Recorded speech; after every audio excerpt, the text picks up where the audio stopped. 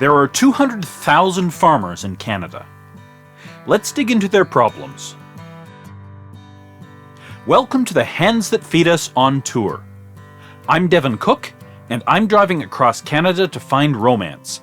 But not the kind you think. I'm looking for the romance, the big ideas, the ambition, and the sheer bloody-mindedness that can rebuild Canada's economy. Rachelle Ternier grew up surrounded by family on a seed farm not far from North Battleford, Saskatchewan. Now that she's taken over the farm, the social atmosphere has faded, and it's challenging to stay motivated when she's all alone on the farm. Physically living here alone is not ideal, but I try and solicit as much visitors and company as I possibly can. I try and convince regularly my 81-year-old dad to come out, even if it's just to be an accountability partner, to nap in the wheelbarrow while I say, hey, I'm gonna do this now, okay? I'm an extremely extroverted person, so that also does not usually jive with a lot of farmers. I'm sure a lot of the farmers you've met are not so extroverted because that's why they're farmers. They like to just work on their own. That's not my ideal way of operating. So yeah, it's pretty challenging. My parents, though, in 2022 did decide to move back to the North Battleford area, which was great. So they're, mutual supports. Jody, my bestie, living in Cochin, has been pretty awesome and just is in it for the heck of it. I don't know. I don't know why she's still around. There've been brief bits of employing her with Prairie Garden Seeds when she didn't have other employment, but I love this place. I love being out on the land, and the work is very meaningful, and that's what keeps me doing it. How did it end up with you just being here alone? Like how did you get the farm? Yeah, so my parents left years ago, stopped farming out here, and my dad was farming at a monastery. My aunt and uncle, who live next door, took over gardening and growing seeds for us on this land. Auntie Judy is here. And so they were gardening here until I moved back in 2015. And it just seemed the logical thing because I wanted to garden and grow seeds in space where I had the say. And yeah, since then I've been here stubbornly trying to keep going. So I want to pick up on that theme of how do you do it yourself? I mean, I don't really do it myself either, but I do wish there were more people to do this together with. On the romance theme, it's hard to bring somebody into my dream and life and what I'm doing, right? So I'm also leery of just find a partner and just do this together. So I'm like, no, this can't just depend on having a partner and that partner wanting to do it. This is my dream and my thing that I'm doing. And so increasingly, I feel like it needs to be with non-romantic involvement, neighbors and friends and, maybe business colleague farmers, community members, that we do things together and support each other and collaborate, because that is the we that was talked about so many times. Did it make a big difference for you doing what you do with having family farmland available? Yes, huge difference. I would not be doing this if there was not a situation of I did not have to pay for land. That's a massive privilege. I wouldn't even consider it. But the bank wouldn't give me money on Prairie Garden Seeds income. So the mortgages that were all being talked about to get land, it wouldn't be an option. So, and family that's able to pass it on in a way that it wasn't so huge that they have to buy the farm from their parents. Thankfully, our farm is also 80 acres, so it's sufficiently small that you're not banking on the finance from that for retirement, I hope. I guess land shouldn't be sold every generation. It doesn't make any sense. Right. So that was one of the themes that really, really stood out to me, is that our succession system is kind of broken. But as Robert, the dairy farmer, says, I'm not going to be successful if the next generation also isn't successful, and that seems to have gotten lost in this idea that you farm poor and you die rich, and so therefore you need to sell your land to pay for your retirement. That chain of the next generation being successful is not working in a lot of cases. I think you're a pretty rare case. Well, our son has taken over the farm, and he says if he had to pay market value for the farm, he would be gone tomorrow. And he always says it's the greedy old farmers who are keeping the next generation from taking over farming.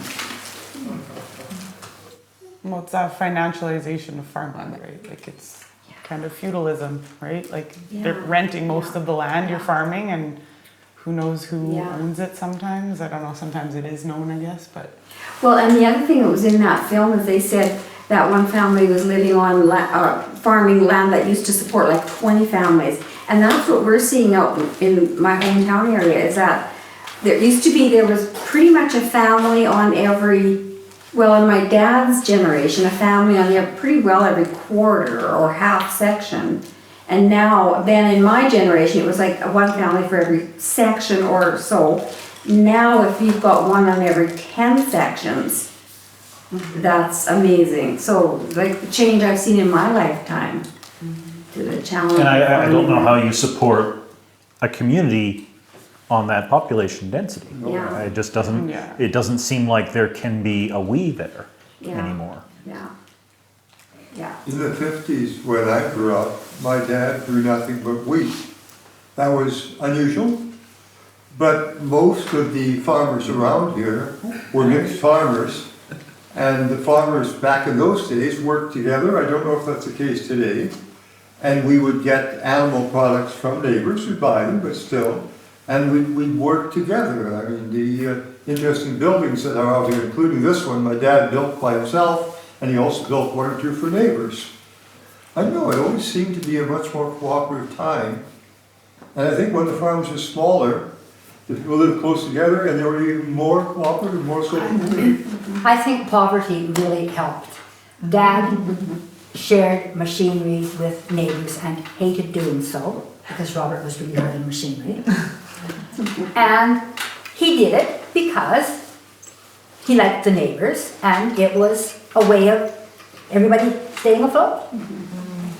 Yeah. And as they got more wealthy, then the cooperation diminished. Yeah, I think that theme has come up a lot, is in many ways the challenges here are actually a symptom of having too much money and not knowing how to use that money wisely. I don't say it as explicitly in the film, but I truly believe that if you want to make a profit, you need to focus on the romance over the finance, because that is what actually builds the value. You have to want to build something, and then other people will value that. What boggles my mind too, though, about the finances is the extent of debt that most of these farmers are in. Like, they don't necessarily actually have the money, but they have access to all this like financing and funding, but really they've borrowed all of it, so none of it's really theirs. So it's kind of fictitious wealth, or it's access to that wealth. Scheme. It's a Ponzi scheme. Yeah. It's buying power. Jody, like your dad tells you, you have all this buying power. We kind of laugh sometimes because, it comes to, I'm like, I don't know why they keep trying to give me money. Well, four of us siblings grew up on this farm, and I think we all really appreciated growing up here. And then my wife and I raised 3 children on a smaller part of this farm, and again, they speak about how wonderful it was growing up here, and their friends and neighbors who came to visit said the same thing. It was a wonderful place to raise a family. That part about the equity struck me because that's what I've been trying to think about lately. So we have a house in town, and I'm like, so the only way we could do this to build a house out of town is to use the equity we have on a house in town. But then that's the whole Ponzi scheme that we're getting into is like, is that really my money, or is it just the bank that I'm borrowing from again and again and again to try and live some dream? A friend I was talking to lately, farming friends, said that they also are doing too many different things and selling too many different products on their farm to be profitable. And so she's having to try and cut a few things out because her efforts are spread so thin. But the total sales from everything they sell is like $30,000. And then there's expenses off of that. And she's like, they're close to their 50s. And she's just like, I am not sure how we're going to retire. Like, our labor is our ability to keep existing in this world. And if we can't keep doing that labor, how do we retire? Pension. It's a lot of money when you've been a farmer. Yeah, Comes every month. okay. I guess. I mean, that's a huge amount of cash if you live simply. Yeah. Right.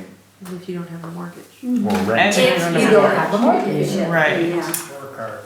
Or a car payment. Or any of those loans.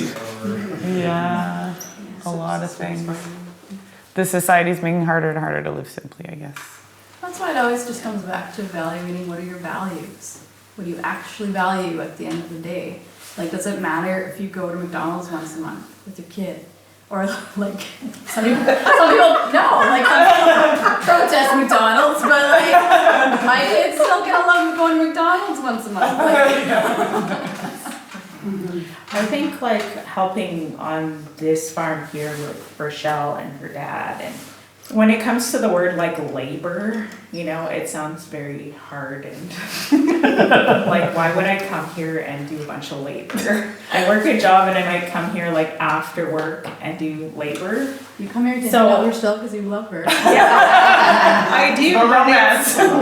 but it's also like the fact that like when we're doing the work, we really love the work that we're doing, and it's actually, there's a therapeutic part about Yes. it that I need to be here, because when I'm out and snipping grains or doing something, I'm enjoying myself like doing it. And yes, sometimes it's hard because you might have to get something out of the garden right away, right? So you kind of have to move quickly, and I don't like to move quickly.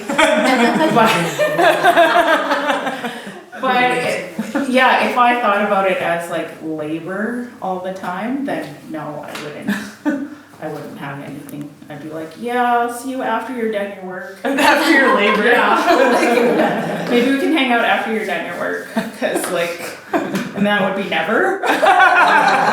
Because like the work doesn't About 2 end. weeks in the winters. But it's that we that makes it fun for me. That's Like, true, yeah. I am not a solitary person. I don't like working alone. I keep doing some of that alone work time because I guess I'm stubborn, and enough of the we time comes around that I'm like, okay, I know Jody's gonna be able to come help me again soon. It's okay, I can get through And then this we'll day. just, yeah. I think the way to combat the fear of the labor aspect is to have the community aspect. So like tying the two things together. And so many people are scared of the labor because they don't want to do it by themselves. Exactly. They don't want to be down in the dirt and in the weeds and far out in the garden by themselves. But it happens. But that's why I'm a huge like advocate of community gardening. It's the gateway to gardening. You find a community, even if it's just one person, or you have a really good coordinator that teaches you what to do. But I've been part of community gardens for years, and my friend and I have been gardening. I think my first garden as an adult was when I was 22 or 23, and my friend and I started the garden in her backyard, and we've been garden buddies ever since. And I'm 41 now, and now we have a cut flower farm in her front yard. So things happen, it's slow, but you have to just have that one person that wants to garden with you sometimes. Yes. Or you find strangers that garden with you, or you just find people like this to talk about gardening with. Like, so I think, yeah, it's the lifestyle, and that you don't have to have like a massive farm to call yourself a farmer or a homesteader. My new thing is you can homestead anywhere. It's like, you know, it's a lifestyle, it's a choice. You know. But it's hard to find that community.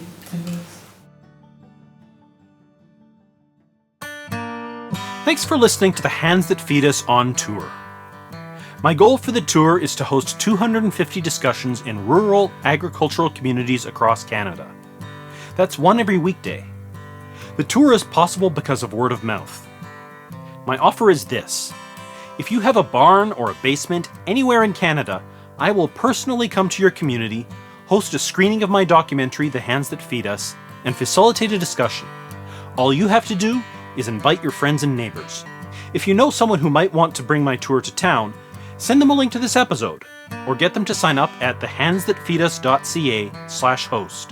There's a link in the episode description. Next week, I'm in Brandon, Manitoba, talking to Sustainable Brandon about what happens when the older generation retires and doesn't leave enough behind for the next generation to keep farming. See you then, and thanks for listening.